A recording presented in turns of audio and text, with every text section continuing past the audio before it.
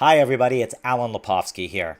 On December 10th, I had the honor of both attending as well as participating in an absolutely historic event. It was called Our People-Centered Digital Future. It was a one-day conference that Constellation Research put on, which coincided with the 70th anniversary of the Universal Declaration of Human Rights.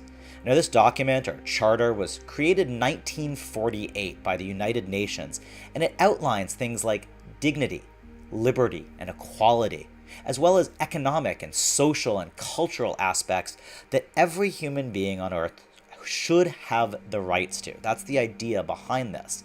Now, the question is, does this accurately reflect the current digital world that we live in, as well as the digital world that we're moving into? Now, while not everybody needs to have access to Netflix or Instagram, shouldn't everybody have access to connect with friends and family no matter where they are in the world? Learn via online education, have access to healthcare and medical information, and leverage the web for economic opportunities, revenue, and help their families. Shouldn't everyone have access to these things?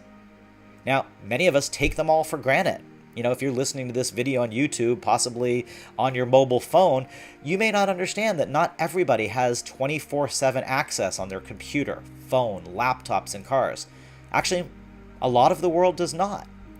Just this month, December 2018, a milestone was reached where 50% of the world's population is now online. So half the globe is, but half the globe isn't. It took 35 plus some odd years from the start of the internet until now to reach that number. How long is it going to take to get the second half online? And shouldn't those people have the same information and access and rights that we do? What about things like security and identity and privacy in this digital world that we're living in? Shouldn't we control access to our personal data, not large corporations or governments? And I'm not just talking about your medical records or financial information. It's absolutely everything about you. It's who you connect with, who your friends are, your location, both now and places you've gone, your preferences and habits for things like shopping and eating and travel, and 1,000 other facets of your life that you may or may not realize are being spread across the internet, clogging things up, causing pollution and what we call digital exhaust. Now, how do we monitor and manage this information in the future is one of the big questions that was discussed at this event. It was brought up that there is no universal delete button on the internet. Almost anything you put out there is impossible to remove. And it shouldn't be that way. We should have control of our access, our data, and our information.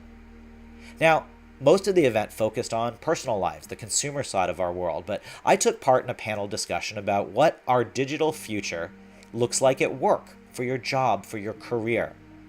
How's it going to impact where we work, who we work for, who we work with, what the actual jobs we are what the actual jobs are that we do. How are we going to be compensated? Who are our colleagues going to be? Are they all going to be human, or are you going to be working side by side with robots powered by artificial intelligence? Will our new digital colleagues have the same rights that we have? It's going to be very interesting. There's lots of changes taking place, and the future of work is exciting if we think about all the world having access to all of this information.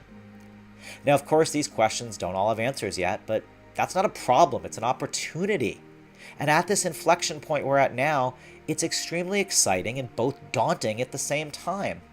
We know technologies like 5G and blockchain are going to play a role in this digital future, but the event stressed how it's equally important to focus on cultural aspects, education, and even things like accessibility. Everybody should have the same rights and the same access to information. One of the questions that was permeating throughout the entire event was, is the internet a force for good or for evil? Now, of course, those are extreme ends of the equation, and the answer obviously lies somewhere in the middle, but by thinking of it that way, it causes a lot of eye-opening. We discuss things like the difference between using the internet to connect with friends and family versus, manipulating an election, or educating yourself and sharing information versus spreading propaganda. Is the internet something that empowers evolution or revolution?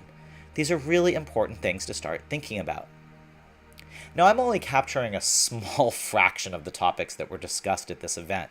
It was incredible to be there, and it's, just the starting point. The idea here is to get the conversations going and then have organizations discuss all these things. So I want to thank everyone that was involved from the Constellation side of things, as well as our partners in the event, the People-Centered Internet, who's been working on these types of things for a while and is just, moving the topic forward, moving the needle forward.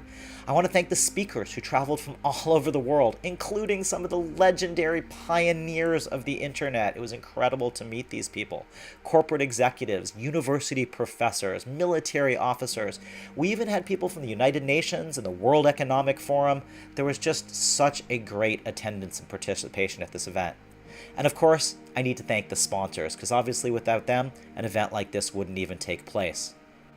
While we brought up a lot of questions and exciting to start thinking about these answers, there's one common thing that everybody was kind of discussing, and that was the idea that to move forward into our digital future, we have to think of diversity and inclusion. There's no one set of people, whether it's political, or geographic, or religious, or economic, or any of the categories you want to put people into, that can define the future for everyone. We all need to work together. We need to listen, and we need to learn, and we need to place value on diversity in both opinions and points of view and varieties of needs, etc. We need everyone to work together. So let me end by asking you a question. What role are you going to play in shaping our digital future? What information do you need from us? What information do you want to share with us? How can we help you get started? How can you help participate? These are the things I want you to think about. This has been Alan Lepofsky from Constellation Research, and I'm excited about our digital future. Thank you.